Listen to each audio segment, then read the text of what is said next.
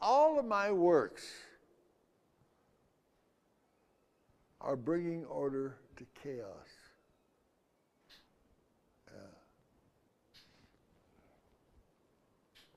And all of my works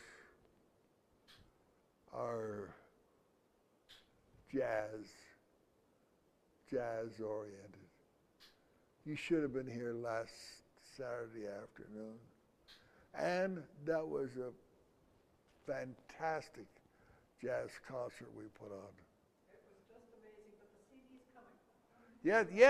Yeah.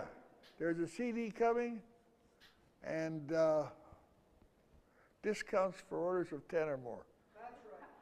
Ted, that was simply fantastic. Thank you very much. I know that a number of people unfortunately have to go.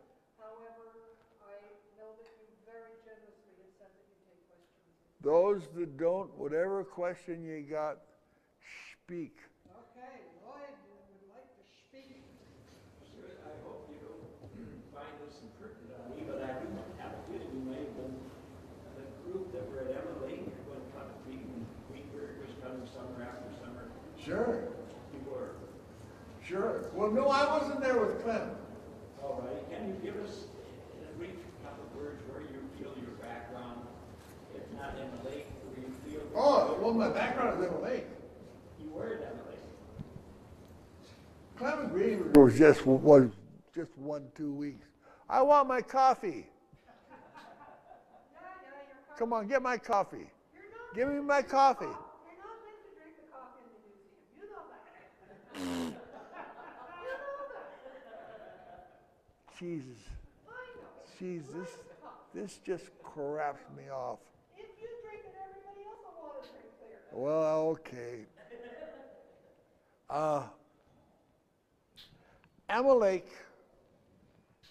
Emma Lake came about because August Kenderdine, very interesting guy,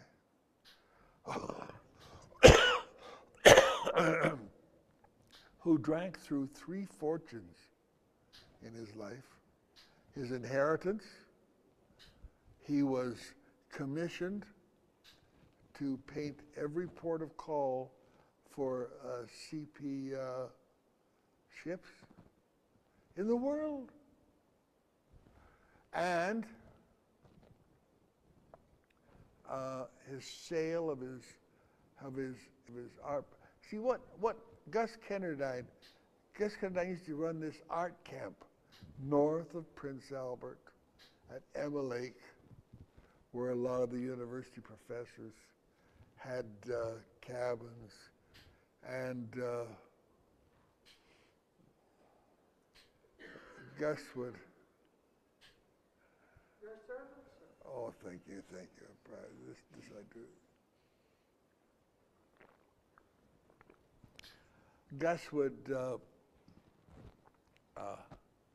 his cronies would come up from the south with a couple of suitcases full of booze, and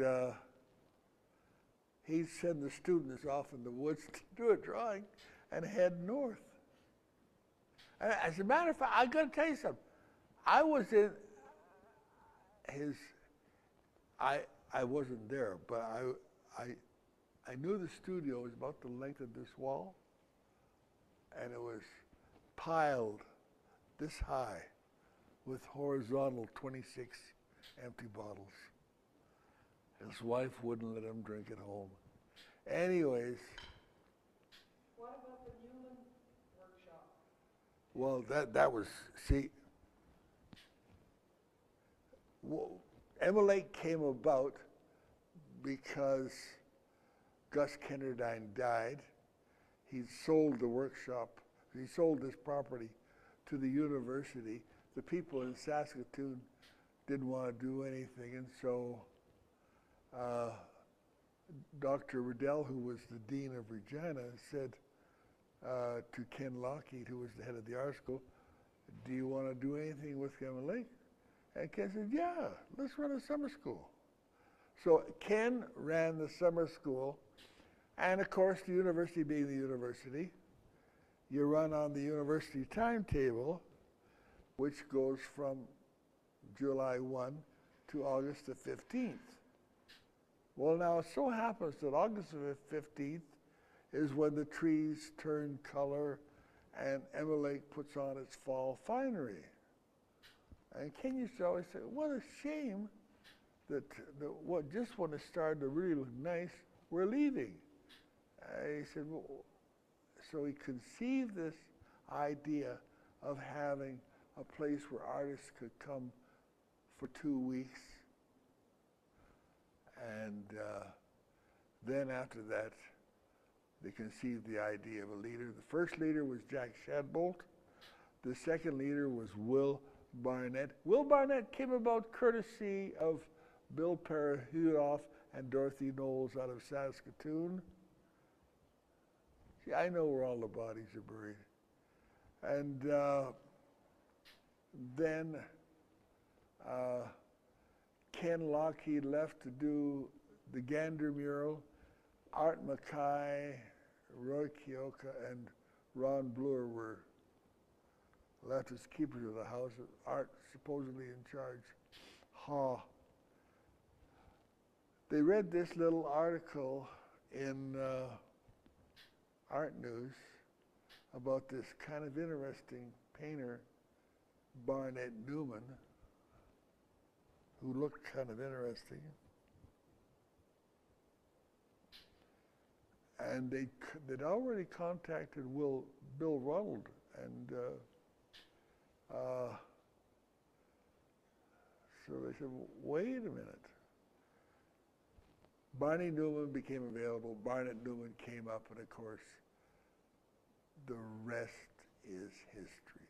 Because we so invigorated Barnett Newman that he went back to New York and made his move and became the #1 artist in the world. He owed us a lot, but we owed him more because he is in truth our spiritual father.